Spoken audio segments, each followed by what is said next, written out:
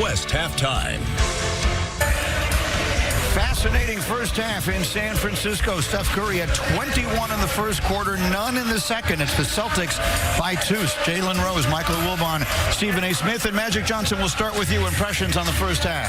Well, I guess Steph Curry said, smart, you can't guard me. All that we were talking about when we pregame that he had controlled Steph Curry during the regular season, that went out the window. But what I'm really impressed with is the Boston Celtics. After a strong first quarter by Golden State, Boston came out in the second quarter, found their rhythm, found their game, and now they're leading this game at halftime. They got to be feeling pretty good about themselves. We all know that we picked the Warriors to win this game. We should be nervous as hell. Steph Curry hit 6 threes in the first quarter, goes scoreless in the second quarter. Jason Tatum only has 8 points, and still Boston is ahead at the half. You don't anticipate that. This is a complete team. They had lockdown defense in certain moments, particularly late in the first half. Again, Steph Curry didn't score a basket in the second quarter. You got a lot of reasons to be positive if you're a Boston Celtics fan right now. Well, didn't we expect this to be back and forth? Yes, we all picked Golden State. I'm not expecting any runaways here. I mean, the back and forth element of this. Jaylen Brown played really well, so did Marcus Smart. So I still think we're in a feeling out process. Steph Curry went crazy early, but I didn't think that was going to dictate everything. I still think that Klay Thompson, in matchups like these, is the barometer in a lot of ways for the Golden State Warriors. The Warriors earned their reputation as volume, efficient, knockdown three-point shooters. But the Celtics are doing 2 things in particular in the second quarter.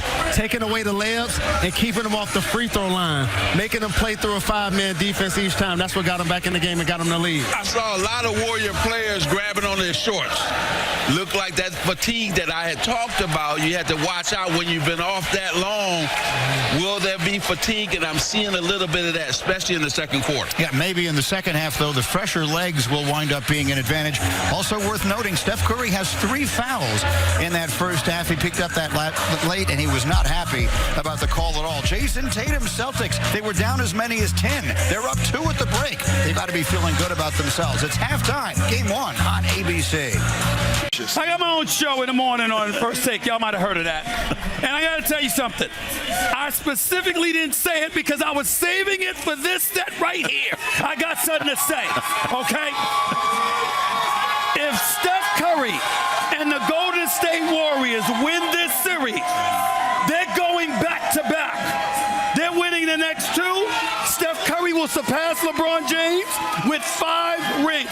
This one right here is tough. I think it makes next year easier because Wiseman will be back.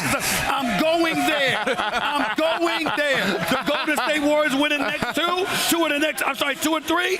But I think if they win this year, they're going back-to-back. Stephen A., let's let them win this. I'm just saying. I'm hearing that moment. I'm hearing that moment. No, what I was going to point out is this as well. Give Coach Steve Kerr some credit, too, because now it elevates him as one of the greatest coaches that's ever lived as well, if they can win 4 championships. And when we separating these all-time great dynamic trios, you can't underestimate the teams that won it back-to-back or the teams that won it 3 straight times. That's elite dominance. Yeah. And Shaq and Kobe actually was able to do that. If Kevin Durant hadn't gotten hurt, they would have three-peated. They would have swept Toronto. Michael Wilbon, on the screen there, we of course see Steph Curry as he's going through his somewhat legendary warm-up drill. What's at stake for him here? We can talk about the trio, and we understand that they are a trio, and they'll be remembered that way. But almost every trio has the one star that stands out above the others, and clearly that's Steph here. What's at stake for him these next 2 weeks? Well, it's interesting, you know, a lot of people care about the MVP of the finals thing, which I never cared about. I don't remember. I know Magic won multiples. I was at all of them, and I don't remember who necessarily was the MVP of all of them. I know Jordan had all 6 of his, but there's some others. And so that does not define Steph Curry to me. Steph Curry's greatness, Stephen A. has talked about it, the shooting. Steph Curry's greatness stands alone already for me. But if you get that 4th and you keep working on it, and if he's healthy enough and he stays with these teammates, then he puts himself in a category with very few other people. And point guards, to me, the only point guards in that conversation, really, Irvin, Isaiah, Dennis Johnson. And people forget about Dennis Johnson. Forget about Dennis it's Johnson. sad. They shouldn't forget about Dennis Johnson, but they do. But you go into a category where you're further immortalized. It's just more. You're piling on, and that's a great thing. That's what sports is about. Well, to be further immortalized, and I love it, and I always bow down and pay homage to the legend. In order, when you separating these all-time great players, you can't ignore Finals MVP.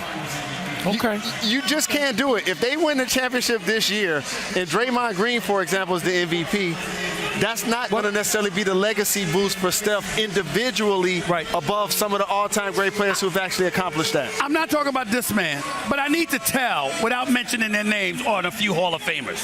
Because a lot of times when you run into Hall of Famers who have been champions, what they do is they say, look at somebody like Steph Curry, and they tell you, excuse me, did they win an MVP? I mean, did they get it done? You would have held up That's a small club. That's a small club. That's what we're talking about. Yeah, we are. I want you to speak to this, Magic, because that small club matters. When you cover the game, guys like yourself who did it have a right to say, you have to hold people to the same standard you held us to. Are we accurate in saying that? Oh, no question about it. And let me say this, we love Steph Curry. He's no question. Him and LeBron James are the two biggest worldwide superstars. I'm talking about celebrities in this game, no question about it. I think he wants to play well in this series. Why? Because people have been saying it. It's not going to define who he is. He's going to go down as one of the all-time greatest already. Yeah. He doesn't even need this championship, but it's just to elevate. Exactly. Yes. It just helps your resume. It helps you to say, you know what, I won 4. And I think he's looking at it like Kobe looked at it. When Shaq left, he wanted to prove to everybody he could win without Shaq. The championship.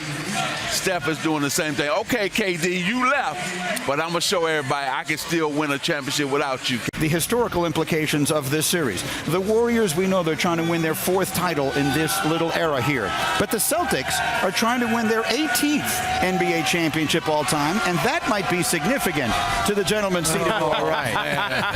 You would have to throw that in there, right? The Lakers, we hate the Celtics, so I'm not going to shy away from that.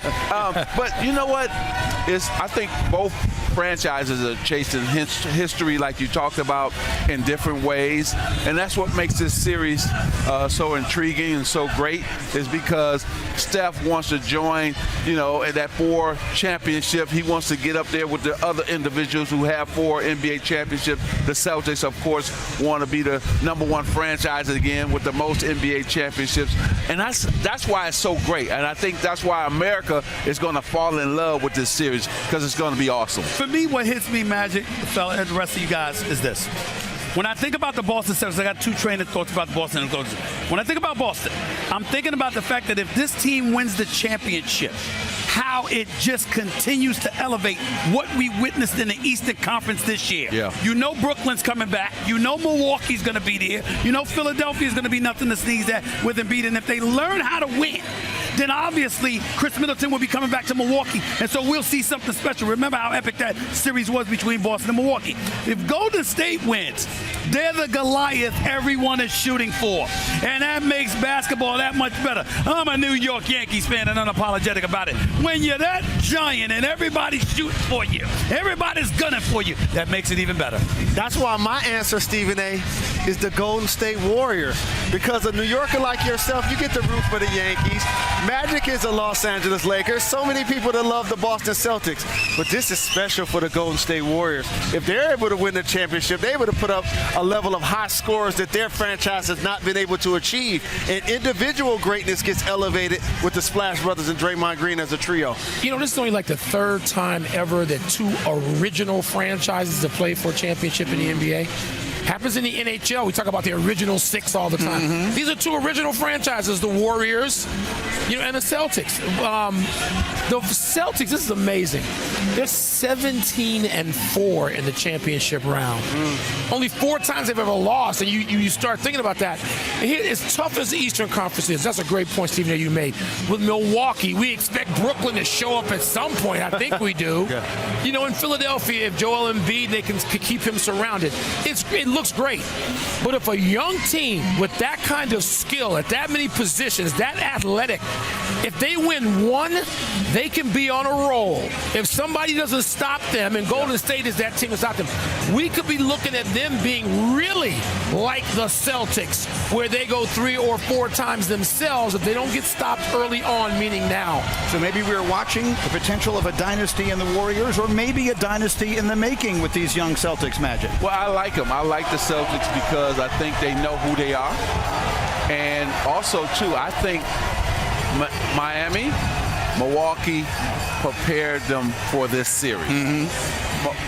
I think Miami Heat really prepared them. They had shooters on the perimeter they had to worry about. So sometimes a team can prepare you for the next team. And I think Miami has done that for